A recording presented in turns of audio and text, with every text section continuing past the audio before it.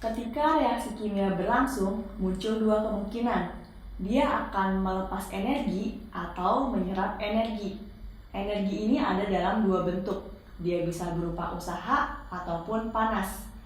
Nah, sebagian besar reaksi kimia itu perpindahan energinya dalam bentuk panas. Panas atau kalor ini yang diserap maupun yang dikeluarkan itu dapat dihitung. Nah, bagaimana cara menghitungnya? Nah, kita bisa menghitungnya dengan menghitung perubahan entalpi. Nah, apa itu perubahan entalpi? Simak terus videonya untuk tahu jawabannya.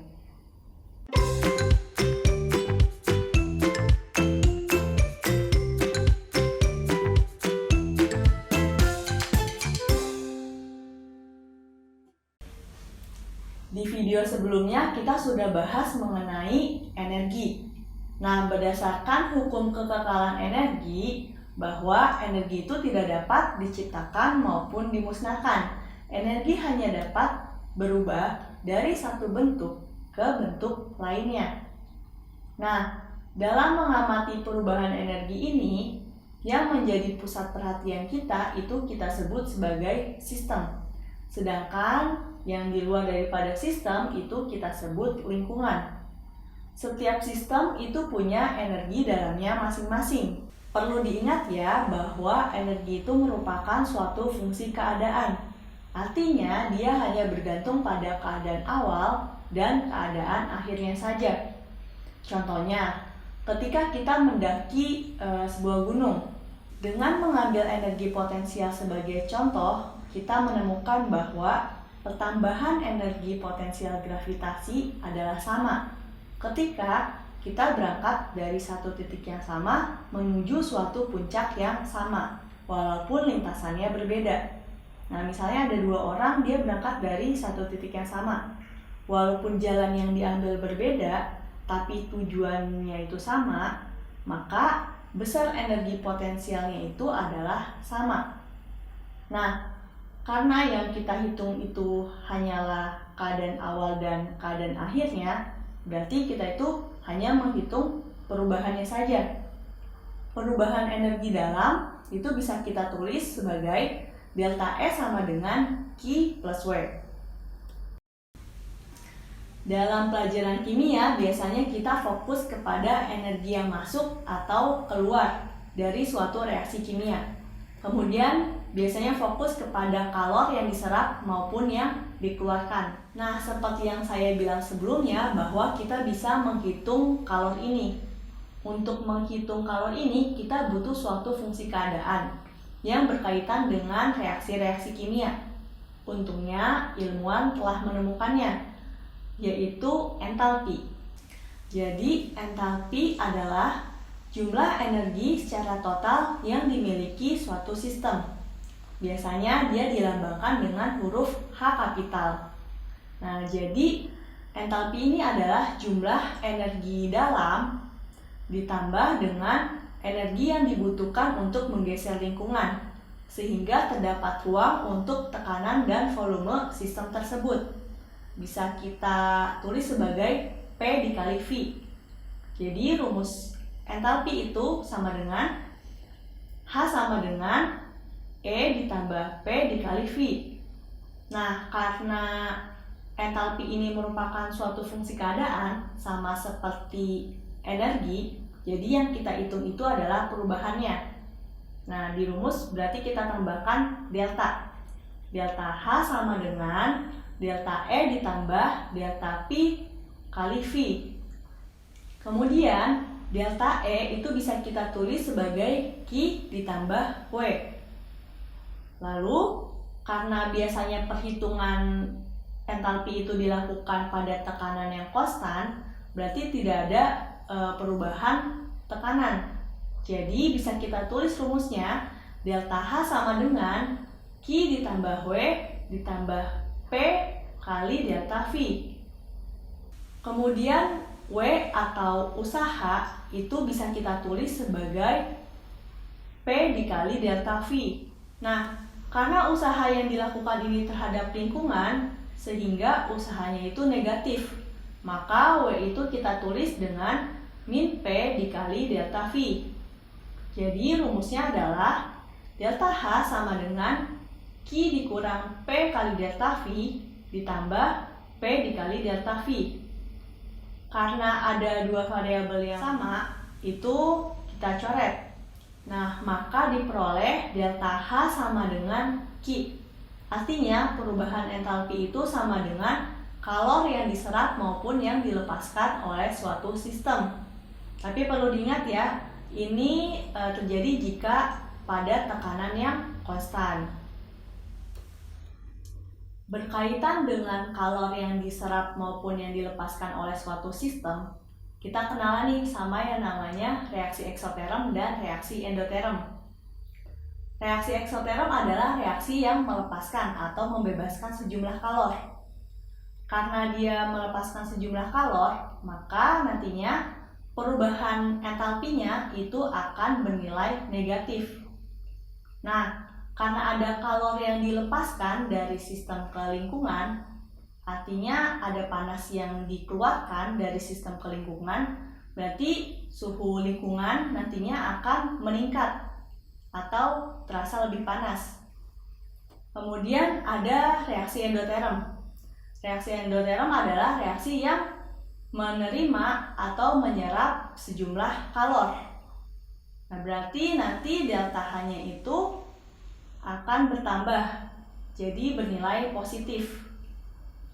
Karena ada kalor yang diserap oleh sistem dari lingkungan, maka nanti lingkungan suhunya itu akan menurun atau lebih dingin. Agar lebih jelas mengenai reaksi eksoterm dan endoterm ini, kita lihat diagram energi berikut. Biasanya kalau dalam reaksi kimia itu ada yang namanya reaktan atau pereaksi atau zat yang ingin kita reaksikan. Dan ada produk atau hasil reaksi. Nah, sekarang coba kita lihat diagram tingkat energinya untuk reaksi eksoterm. Nah, di sini untuk sumbu X-nya itu adalah arah reaksi. Berarti arahnya itu ya dari reaktan yang di sebelah kiri menjadi ke sebelah kanan itu produk. Kemudian untuk di sumbu Y-nya ini adalah besarnya energi. Semakin ke atas berarti energinya semakin besar. Kalau kita lihat reaksi eksoterm di sini, energinya itu menurun. Jadi produknya itu dia lebih rendah dibanding dengan reaktannya. Nah, untuk perubahan entalpi atau delta H itu bisa kita tulis sebagai H produk dikurang H reaktan. Misalnya di sini untuk reaktannya nilai entalpinya itu kita tulis 30. Kemudian untuk produk misalnya 10. Nah, berarti kalau kita masukkan angkanya ke dalam rumus, maka nantinya delta H-nya itu akan bernilai negatif. Nah, jadi udah pasti ya harga perubahan entalpi atau delta H itu akan bernilai negatif untuk reaksi eksoterm. Kemudian kita masuk ke reaksi endoterm. Endoterm ini berarti kebalikan dari reaksi eksoterm. Kalau kita lihat kurva energinya, energi produk itu lebih besar dari reaktannya. Nah, berarti di sini terjadi kenaikan nilai energi atau entalpinya. Nah, berarti delta H-nya itu akan bernilai positif. Tadi kita sudah bahas mengenai pengertian entalpi. Nah, kemudian kita akan bahas mengenai jenis-jenis entalpi. Tapi sebelum itu kita review dulu nih materi kelas 10 mengenai persamaan reaksi kimia. Nah, di persamaan reaksi kimia itu ada juga persamaan termokimia.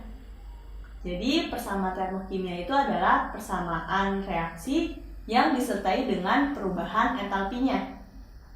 Nah, perubahan entalpi ini disesuaikan dengan stoikiometri reaksinya. Misalnya disesuaikan dengan jumlah mol dari reaksinya.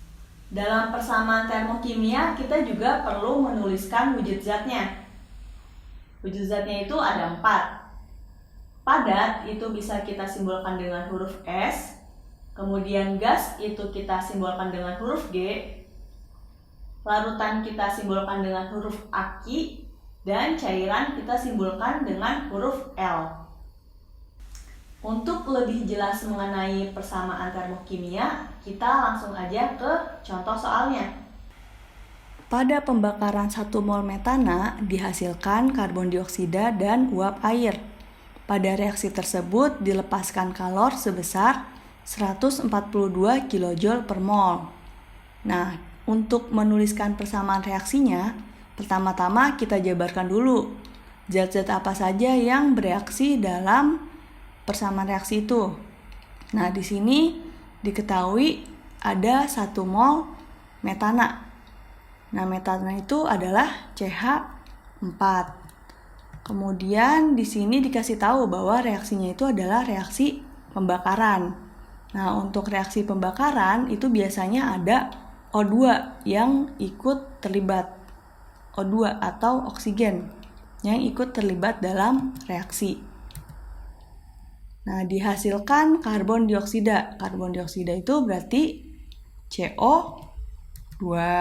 Kemudian ada uap air, berarti H2O. Nah, untuk masing-masing zat dalam reaksi ini itu dalam wujudnya itu dalam wujud gas. Kemudian pada reaksi tersebut dilepaskan kalor sebesar 142 kJ. Berarti 142 ini adalah si delta H-nya. Nah, delta H ini kenapa nilainya minus? Karena di sini dia itu melepaskan kalor. Melepaskan itu berarti dari sistem ke lingkungan, makanya dia delta H-nya itu berkurang. Jadi tandanya minus. Nah, kalau kita udah tahu zat-zat apa saja yang bereaksi, langsung kita tulis persamaan reaksinya. Nah, jadi di samping persamaan reaksi itu harus kita tuliskan juga delta H-nya atau perubahan entalpinya. Nah, barulah kita membahas mengenai jenis-jenis perubahan entalpi standar. Nah, kenapa dikatakan standar? Karena terjadi pada 1 mol zat, kemudian pada suhu 25 derajat Celcius dan tekanan 1 atmosfer. Jenis-jenis perubahan entalpi standar. Untuk yang pertama itu ada perubahan entalpi pembentukan standar. Simbolnya itu delta H 0F. F-nya ini diambil dari formation atau pembentukan. Kalau pembentukan, cirinya itu dibentuk dari unsur-unsurnya menjadi 1 mol senyawa. Nah, contohnya di sini ada reaksi pembentukan NH3 dari unsur-unsurnya. Ada unsur nitrogen dan unsur hidrogen. Jadi NH3 atau amonia. Nah, di sini delta H-nya itu negatif. Jadi untuk reaksi pembentukan ini termasuk reaksi eksoterm. Nah, reaksi yang kedua itu kebalikan dari reaksi pembentukan, yaitu reaksi dekomposisi atau bahasa Indonesianya itu penguraian. Berarti senyawa yang terbentuk tadi itu kembali menjadi unsur-unsurnya dalam keadaan standar. Berarti dari contoh di atas itu reaksinya tinggal kita balik aja. Nah, untuk delta H-nya itu dia bernilai positif. Artinya ini termasuk reaksi endoterm. Kemudian yang ketiga itu ada perubahan entalpi pembakaran standar. Apa ciri-ciri dari reaksi pembakaran itu? Nah, ciri-cirinya yaitu ketika sebuah zat kita reaksikan dengan oksigen menghasilkan produk. Nah, jadi untuk pembakaran itu pasti ditambah dengan oksigen atau O2. Di sini contohnya itu adalah reaksi pembakaran propana. Nah, ketika gas propana kita reaksikan dengan oksigen, itu akan menghasilkan karbon dioksida dan uap air. Kemudian delta H-nya itu min 2220 kJ per mol. Nah, tanda min ini berarti dia termasuk reaksi eksoterm. Kemudian yang keempat itu ada perubahan entalpi pelarutan standar. Perubahan entalpi jika 1 mol senyawa diubah menjadi larutannya. Maka perubahan wujudnya jadi dari solid itu menjadi larutan. Nah, di mana reaksinya itu bisa berupa eksoterm atau endoterm. Yang kelima itu ada perubahan entalpi peleburan standar. Kalau peleburan itu 1 mol zat padat menjadi zat cair. Contohnya air dari bentuknya es jadi air biasa. Nah, reaksi ini merupakan reaksi endoterm. Kemudian yang keenam ada perubahan entalpi penguapan standar. Nah, yang menguap itu 1 mol zat cair menjadi gas. Jadi simbolnya itu dari liquid ke gas. Nah, contohnya air yang biasanya kalau kita panasin itu berubah menjadi uap air. Nah, dia juga sama seperti yang di atas merupakan reaksi endoterm. Yang terakhir ada perubahan entalpi netralisasi standar. Jadi, apa itu netralisasi? Nah, netralisasi itu adalah reaksi antara asam dengan basa menghasilkan garam dan air. Kalau di sini delta Hn adalah kalor yang dilepaskan untuk pembentukan 1 mol air dalam reaksi asam dan basa dalam keadaan standar. Contohnya itu adalah reaksi antara HCl ditambah NaOH menjadi NaCl ditambah H2O. Nah, untuk netralisasi ini termasuk reaksi eksoterm. Jadi itu saja materi pada video kali ini. Sampai jumpa di video selanjutnya.